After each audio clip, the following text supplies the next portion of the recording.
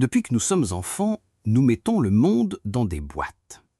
Le haut et le bas, la droite et la gauche, le chaud et le froid, le masculin et le féminin, le pur et l'impur. Ces grandes catégories nous semblent naturelles, évidentes. Elles sont la structure même de notre pensée, les étagères sur lesquelles nous rangeons la réalité pour qu'elle ait un sens. Mais si ces boîtes n'étaient pas naturelles du tout, si elles n'étaient pas inscrites dans notre cerveau, mais dans notre société, et si pour comprendre la pensée d'un peuple, il fallait d'abord regarder la manière dont il s'organise.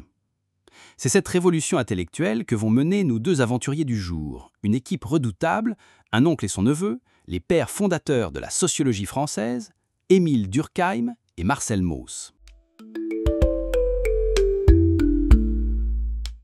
Dans nos dernières aventures, nous avons suivi des penseurs comme Taylor et Fraser. Leur quête était de comprendre la mentalité primitive. Pour cela, ils se posaient une question.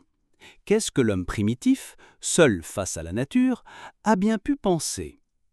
Ils cherchaient la réponse dans la psychologie individuelle.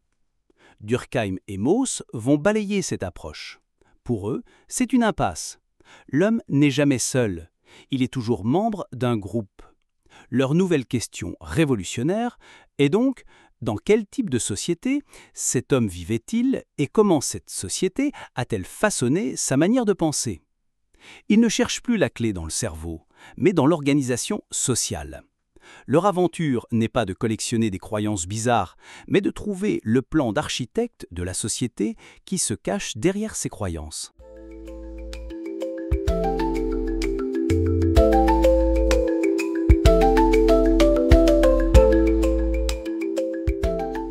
En 1903, Durkheim et Mauss publient un petit texte qui deviendra un classique, de quelques formes primitives de classification.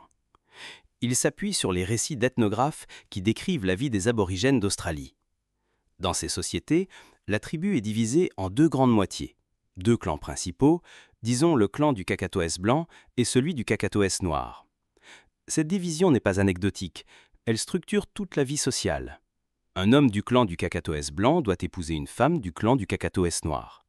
Chaque individu, chaque objet, chaque animal appartient à l'une des deux moitiés.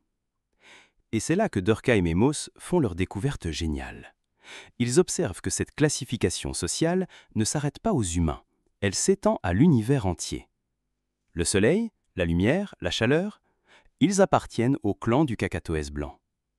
La lune, le froid, l'obscurité, au clan du Kakatoès noir. La manière dont ce peuple classe l'univers est une copie conforme de la manière dont il classe sa propre société. Le plan de leur village est le plan de leur cosmos. La logique qui organise le monde n'est que la projection de la logique qui organise la tribu.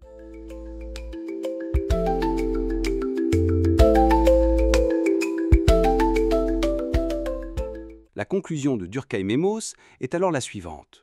Les grandes catégories de notre pensée, le temps, l'espace, la cause, le genre, ne nous sont pas données par la nature, elles sont des institutions sociales. Pourquoi notre calendrier est-il rythmé par des semaines de 7 jours et des week-ends?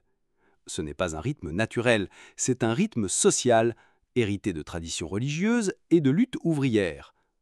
Pourquoi pensons-nous l'espace avec un haut valorisé et un bas dévalorisé? Peut-être parce que nos sociétés sont hiérarchiques. Et prenez la couleur rouge. En Occident, c'est la couleur de l'amour et de la passion. En Chine, c'est celle de la chance et des fêtes. Dans certaines cultures africaines, c'est la couleur du deuil. Le rouge n'a pas de sens universel. C'est la société qui lui donne une signification. Ces cadres mentaux que nous partageons tous, sans même y penser, Durkheim les appelle les représentations collectives. Ce sont les boîtes que la société nous donne à la naissance pour que nous puissions penser le monde ensemble. Elles sont la preuve de l'existence d'une conscience collective, une pensée qui dépasse chaque individu. L'aventure de Durkheim et Mauss est une révolution copernicienne. Ils ont déplacé le centre de gravité de la pensée, de l'individu vers la société. Ils ont prouvé que pour comprendre les croyances d'un peuple, il ne suffit pas de les trouver bizarres, il faut chercher la logique sociale qui les rend nécessaires. Ils ont fondé ce qu'on appelle la sociologie de la connaissance, une discipline qui nous rappelle que même nos idées les plus évidentes ont une histoire et une origine sociale, et que derrière chaque catégorie du monde se cache en réalité une société qui l'a rendue pensable.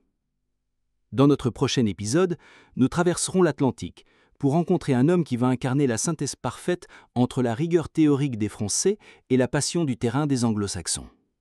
L'Allemand exilé en Amérique, Franz Boas, va mener une véritable croisade contre le racisme scientifique et devenir le père de l'anthropologie américaine. D'ici là, observez les boîtes que vous utilisez chaque jour pour classer le monde. Demandez-vous d'où elles viennent. Et surtout, restez curieux.